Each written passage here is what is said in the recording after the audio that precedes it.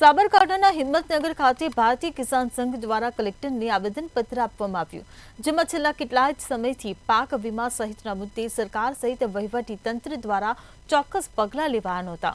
હિંમતનગર ખાતે બેઠક કરી રેલી સ્વરૂપે જિલ્લા કલેક્ટર કચેરીએ આવેદનપત્ર આપી આગામી સમયમાં વિવિધ સમસ્યાઓ મામલે સમાધાન ન થાય તો ઉગ્ર આંદોલન કરવાની ચીમકી ઉચ્ચારી છે।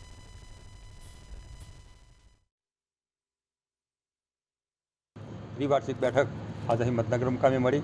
એમાં નવા પ્રમુખ મંત્રી અને 21મી કારોબારીની આજે જાહેરાત કરવામાં આવી। ત્યાર પછી રેલી સ્વરૂપે અમે કલેક્ટરશ્રીને આવેદનપત્ર આપ્યું। અમારા પ્રશ્નો પડતર પ્રશ્નો જેવા કે ચોમાસુ પાકમાં જે નુકસાન થયું છે એનું સર્વે થાય, 19-20નો પાક વીમો જે મંજૂર થયેલો છે સરકાર ચૂકવતી નથી, એના માટે અમે ઘણા પ્રયત્નો કર્યા છે। કૃષિ મંત્રીની પણ અમે રૂબરૂ પણ મુલાકાત લીધી છે, તેમ છતાં આ પણ પાક વીમો ખેડૂતોને ચૂકવાયેલ નહીં। ત્યાર પછી રીસર્વેની વાત કરવામાં આવે તો રીસર્વે બાબતમાં સાબરકાંઠા જિલ્લાના ખેડૂતો એટલા મૂંઝાય છે કે આ રીસર્વેની ઓફિસમાં ખેડૂત જાય તો પૈસા વગર કોઈ પણ ખેડૂતનું કામ થતું નહીં, એકલો ભ્રષ્ટાચારની જ વાત થાય છે।